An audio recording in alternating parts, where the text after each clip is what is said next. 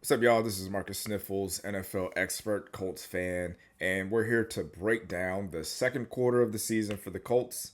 Let's get into it. Indiana whoop we some Indiana moves. We some Indiana whoop we some Indiana moves. I'm an Indiana moose. We don't take 1, 2, 3. We make the f***ing rules this time. No more talk. Just win. Let's go. Touchdown! I-N-D-Y! Anthony Richardson. All right, so second quarter of this season is here for the Indianapolis Colts. The Colts went 2-2. That's a plus. I'm not going to sit here and act like that's a bad thing based on the first half of the season, the first quarter of the season compared to this quarter of the season. Going 4-4 is not bad, or going 2-2 is not bad in these four games. So the only negative I can take away from the second quarter of the season is going 1-2 in the division. Obviously, losing in Jacksonville again for like the 10th year in a row. I don't get it. I do not understand. Like I'm not someone that believes in curses, but with that one I kind of do. Like there's nothing we can do to win in Jacksonville.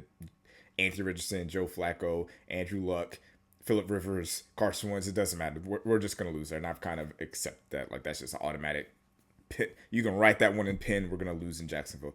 And losing to the Texans, that was another blow to the division title hopes.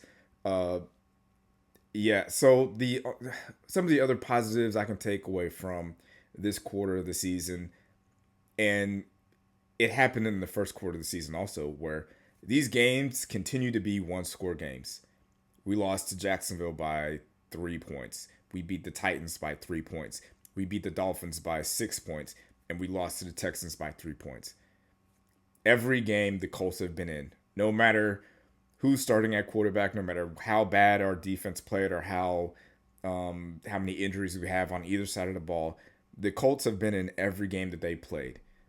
So I think that's just the NFL. Like all these teams are just kind of like right there with each other, but it's one or two plays that could kind of take us over the edge. Like in Jacksonville, there was that one busted coverage play on the big touchdown that we gave up, and I mean there were plenty of plays that you could look at in the Texans game that probably one or two plays you wish you could have back, one or two throws you wish you could have back, drop passes, missed blocks, penalties, things of that nature. Like if we clean up the mistakes, the next quarter of the season could be a lot better.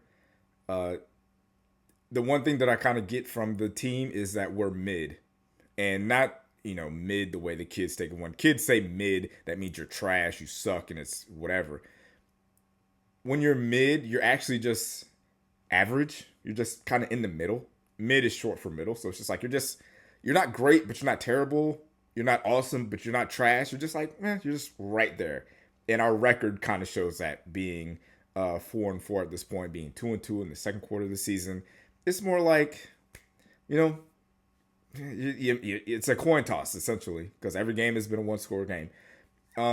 Some other things that I learned about this team: Jonathan Taylor and DeForest Buckner are our best players on each side of the ball.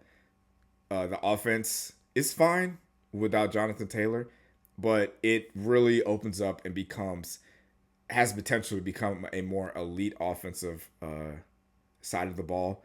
DeForest Buckner clearly makes a massive difference on the defensive line and helps out the linebackers and helps out the secondary with his pass rushing ability. Those two guys have to remain healthy for the rest of the season for this team to make it to the playoffs. Once this team realizes that, hey, our offense needs to be surrounded by getting Jonathan Taylor the ball and running the ball, our offense will be fine, and I think it'll stabilize. And I think the same goes with our defense. If our defense can figure out ways to get DeForest Buckner some more one-on-one opportunities and get him some easy matchups so he can disrupt the passing and running game, then our defense will stabilize and become better. I will give the defense a lot of credit. They have kind of stepped it up the last few weeks, or this quarter, as far as like kind of, shutting the water off when it comes to giving up like 200 yards a game, rushing and things of that nature. Like they still give up a lot of yards through the air, but they're not really giving up a lot of points outside of that Jacksonville game. They're giving up 17, 10, and 23 points a game. That's pretty good. Like I can't be super upset with that. On the defensive side, Jalen Jones and Sam Womack, they have continued to improve. Their stock continues to go up, especially Sam Womack, who was someone that was claimed off of waivers that, we just happened to get lucky to get. What I like about getting Sam Womack, and what we should have all known that Sam Womack was going to be productive once word came out that like Kansas City put in a waiver claim for him.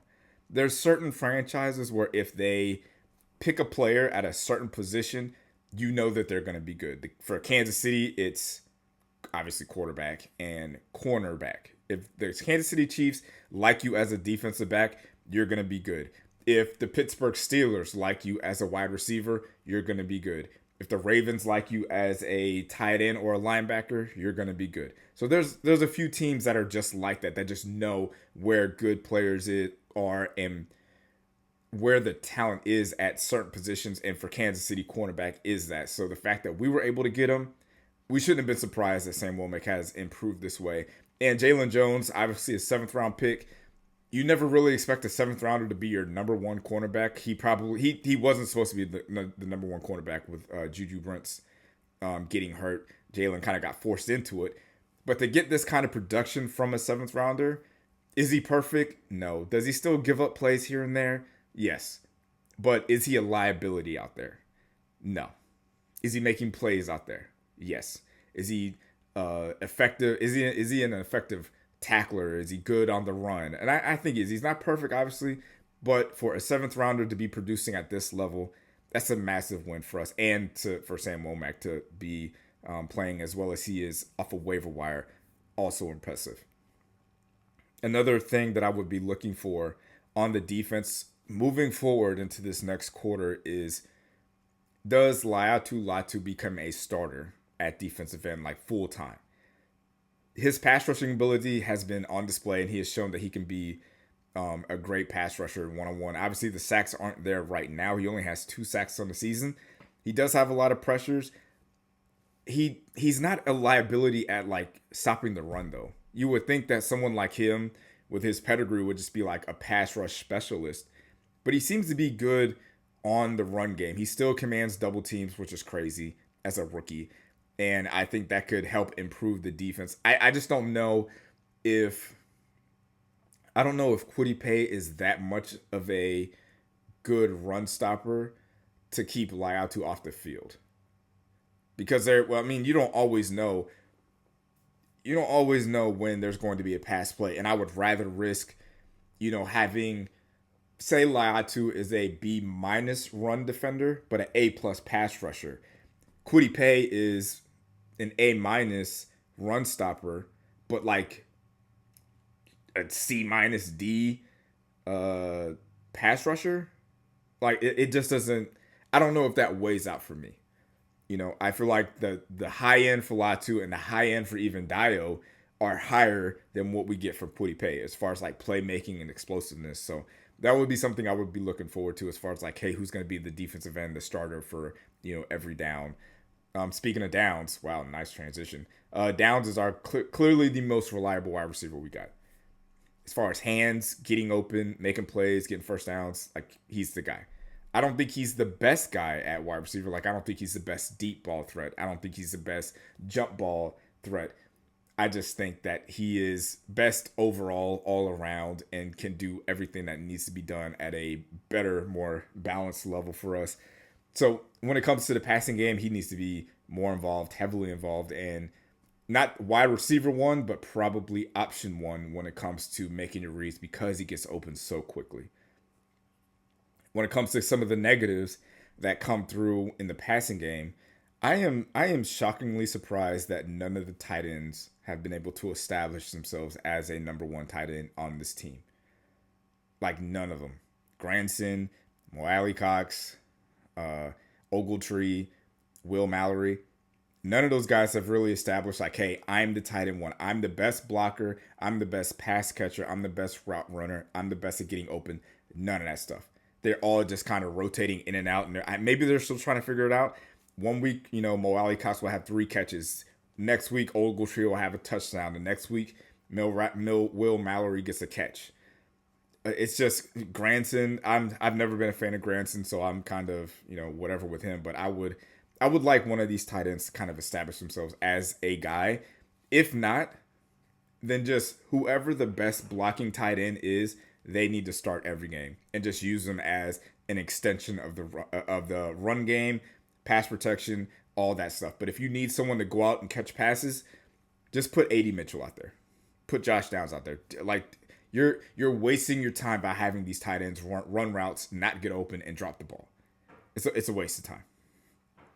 So the last thing we're going to get to is going to be about Anthony Richardson. Before we start talking about that, you made it this far, go ahead and like the video. I'd really appreciate it. If you haven't, please subscribe to the channel, man. We're moving up. We're doing numbers. Onward and upwards to great things. So with Anthony Richardson,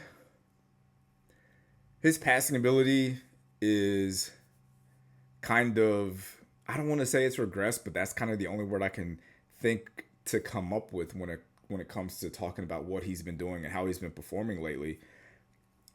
He misses a lot of open throws. He misses a lot of his throws high.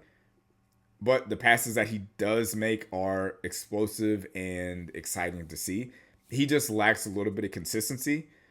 To be fair to Anthony Richardson, he's only had 10 NFL starts, and I believe he's only finished 6 of those starts. So he's not getting a lot of playing time. He hasn't seen as much as he needs to. We knew he was a project coming into to last season. We did see that. We knew that he had limited experience. So to see that on display shouldn't be as surprising. Like if this was his rookie season and this was week 10, I don't think we would be as, thrown aback or shocked by like some of these misses that he has. What we can only hope for is that he gets on that Josh Allen path, where Josh Allen, the first few years, his accuracy was a big issue, but he was able to fix that. The more experience he got, the more playing time he got, and having a offensive coordinator to kind of mold him and get him right. So that's kind of what I believe the Colts are hoping for. And for this past offseason, I haven't really heard people talking about it much, but is it possible that AR was unable to really work on his mechanics and, short to mid-level accuracy because he spent a lot of the offseason rehabbing his shoulder? Like rehabbing your shoulder takes a lot of time and effort outside of the practice field, and he probably had to do a lot of like more work on just working on the ability to just throw the ball as opposed to like working on specific throws and really developing that skill. And maybe he needs to be more productive with his time. I'm not sure. I'm not sure what his rehab process during the offseason was, but there has to be. We can't ignore the fact that he did spend the offseason rehabbing. So for him to kind of have a little bit of a step back kind of makes sense to me when I think about it that way. So I'm still an Anthony Richardson believer. I'm betting on the traits. I'm betting on the upside. I need him to be more consistent, and I think he has the ability to do that. But I also need Shane Steichen to kind of put him in the position to be successful.